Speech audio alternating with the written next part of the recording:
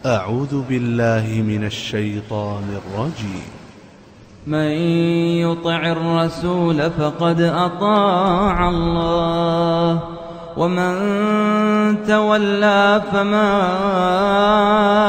أرسلناك عليهم حفيظا. السلام علیکم ورحمۃ اللہ وبرکاتہ. الحمد للہ رب العالمین والصلاة والسلام علی اشرف الانبیاء والمرسلین وعلی آلہ وصحبہ اجمعین. اشہد ان لا الہ الا اللہ وحدہ لا شریک لہ واشہد ان محمدا عبدہ ورسولہ صلی اللہ علیہ وسلم. سامعین اکرام، رجب کے حوالے سے بات چل رہی تھی، تو اس میں نے جس طریقے سے پہلے تفصیلی ذکر کیا ہے کہ 4 مہینے ذوالقعدہ، ذوالحجہ،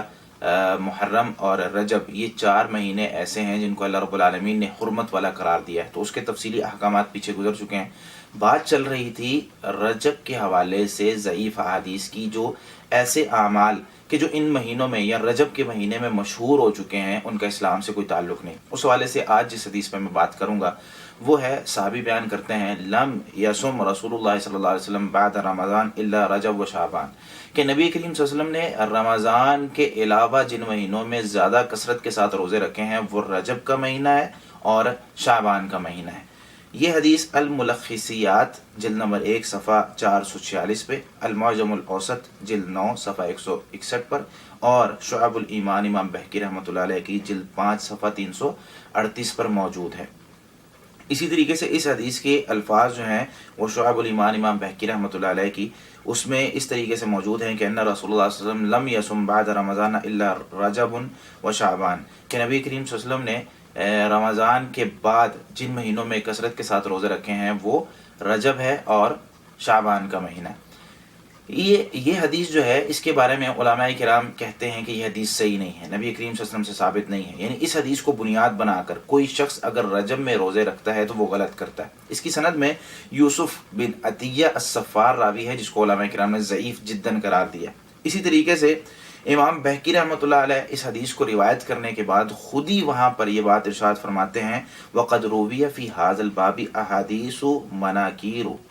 اس باب میں یعنی رمضان میں رجب میں روزے رکھنے کے حوالے سے جتنی حدیثیں بیان کی جاتی ہیں وہ ساری کی ساری منکر ہیں. فی رواتیہا قوم مجہولون و ضعفاء، ان کی جتنی بھی سندیں ہیں ان میں یا تو ایسے لوگ روایت کرنے والے ہیں جن کو کوئی جانتا ہی نہیں ہے، یا وہ ضعیف ہیں. یعنی خلاصتاً انہوں نے یہ بات ذکر کی ہے کہ جتنی بھی احادیث رجب میں روزے رکھنے کی فضیلت کے بارے میں ہے یا روزہ رکھنے کے بارے میں ہے، اس کی ترغیب کے بارے میں، وہ ساری کی ساری ضعیف ہیں، وہ ثابت نہیں ہیں. اسی طریقے سے اگر ہم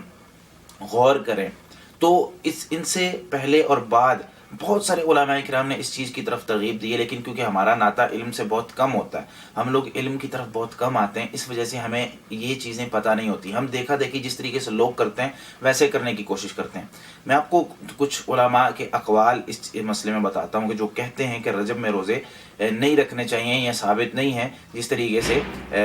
جو ہے وہ نبی کریم صلی اللہ علیہ وسلم کی طرف منسوب کیا جاتا ہے، ویسا کچھ نہیں ہے. ہاں، اگر ہم یوں کہیں کہ یہ ایک حرمت والا مہینہ ہے، جیسے ہم عام مہینوں میں نفلی روزے رکھ لیا کرتے ہیں کہ اگر کوئی شخص نفلی روزہ رکھنا چاہتا ہے رکھ لے، لیکن اس نسبت سے کہ نبی کریم صلی اللہ علیہ وسلم رکھتے تھے، یہ بات غلط ہے. دیکھیں، سب سے پہلے ہم ذکر کرتے ہیں شیخ الاسلام ابن تیمیہ رحمۃ اللہ علیہ مجموع الفتاوی میں جلد 25 میں صفحہ 290 پر یہ بات ارشاد فرماتے ہیں، وَأَمَّا صَوْمُ رَجَبَ بِخُصُوصِهِ فَأَحَادِيثُهُ كُلُّهَا ضَعِيفَةٌ بَلْ مَوْضُوعَةٌ لا يعتمد اہل العلم علی شیء منها. فرماتے ہیں کہ رجب میں روزہ رکھنے کی خصوصیت کے حوالے سے جتنی بھی احادیث ہیں، ایک دو نہیں، جتنی بھی احادیث ہیں ساری کی ساری ضعیف ہیں، بلکہ موضوع ہیں، من گھڑت ہیں. رجب کے حوالے سے کوئی حدیث ثابت نہیں ہے، یعنی روزہ رکھنے کے حوالے سے. اسی طریقے سے امام ابن قیم رحمۃ اللہ علیہ المنار المنیف صفحہ 96 پر یہ بات ارشاد فرماتے ہیں، کل حدیث فی ذکر صیام رجب و صلاۃ بعض اللیالی فیہ فہو کذب مفترا، کہ رجب کے حوالے سے جتنی بھی روزہ رکھنے کی حدیث ہیں ساری کی ساری ضعیف ہیں، جھوٹ ہیں، گھڑی ہوئی ہے، موضوع ہیں، یعنی اس کی کوئی ثابت نہیں. اور اسی طریقے سے رجب میں اگر خاص کوئی نماز ثابت ہے، یعنی اگر کوئی شخص کہے کہ بھئی رجب میں فلاں نماز پڑھنی چاہیے، جس طریقے سے آگے میں بیان کروں گا صلاۃ الرغائب کے بارے میں، تو وہ بھی ثابت نہیں ہے. انہوں نے اس میں بھی یہ بات کر دی. حافظ ابن حجر رحمۃ اللہ علیہ تبیین العجب میں یہ بات کہتے ہیں صفحہ 11 پر، لم یرد فی فضل شہر رجب ولا فی صیامہ ولا فی صیام شیء منہ معین، کہ کوئی بھی رجب کے روزے کے حوالے سے حدیث وارد نہیں ہے، نہ کسی میں روزہ رکھنے کے حوالے سے کوئی بات ہوئی ہے۔ یہ اسی طریقے سے شیخ سید سابق رحمہ اللہ فقہ السنہ میں یہ بات لکھتے ہیں، جلد 1 صفحہ 383 پر، وَصِيَامُ الرَّجَبَ لَيْسَ لَهُ فَضْلٌ زَائِدٌ عَلَى غَيْرِهِ مِنَ الشُّهُورِ، کہ رجب کے حوالے سے جتنی بھی حدیث روزے کے حوالے سے بیان کی جاتی ہیں نا، اس میں کسی میں بھی یہ نہیں ہے کہ رجب کا روزہ جو ہے باقی مہینوں پر زیادہ فضیلت والا ہے۔ یعنی خلاصہ ان کے کہنے کا مطلب یہی تھا کہ رجب میں کوئی خاص روزہ جو ہے وہ ثابت نہیں ہے۔ اسی طریقے سے شیخ ابن عثیمین رحمۃ اللہ علیہ سے پوچھا گیا کہ رجب کی 27 تاریخ کو خاص طور پر روزہ رکھنا چاہیے کہ نہیں، تو انہوں نے یہ بات یعنی جواب میں یہ بات کہی کہ 27 رجب کا روزہ اور اس رات کو قیام کرنا اور اس کو خاص کرنا، ان دونوں کے لیے یعنی روزے کے لیے اور اسی طریقے سے قیام کے لیے، یہ وَتَخْصِيصُ ذَلِكَ بِدْعَةٌ وَكُلُّ بِدْعَةٍ ضَلَالَةٌ، یہ بدعت ہے اور ہر بدعت گمراہی ہے۔ تو ناظرین، بتانے کا مقصد یہ ہے کہ بڑے بڑے علماء کرام نے اس بات کی تنصیص کی ہے، اس پر نص بیان کی ہے اور یہ بات بیان کی ہے کہ بھئی رجب میں کوئی خاص روزے نبی کریم صلی اللہ علیہ وسلم سے ثابت نہیں ہے، تو ہمیں بھی کوشش کرنی چاہیے کہ ہم نبی کریم صلی اللہ علیہ وسلم کی پیروی کریں، جس طریقے سے آپ صلی اللہ علیہ وسلم رجب کو گزارتے تھے ہم اس طریقے سے گزاریں۔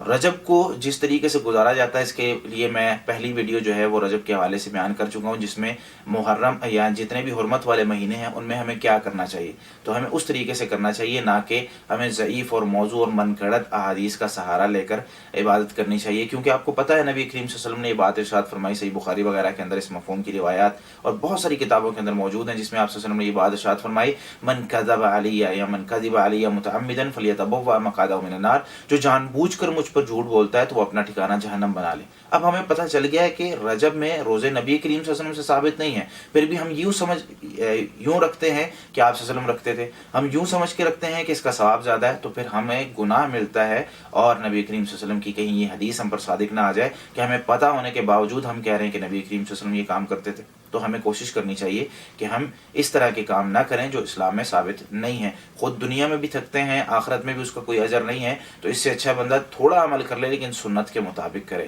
اللہ رب العالمین سے دعا ہے کہ اللہ رب العالمین ہمیں اس مسئلے کو سمجھ کر عمل کرنے کی توفیق عطا فرمائے۔ السلام علیکم ورحمۃ اللہ وبرکاتہ۔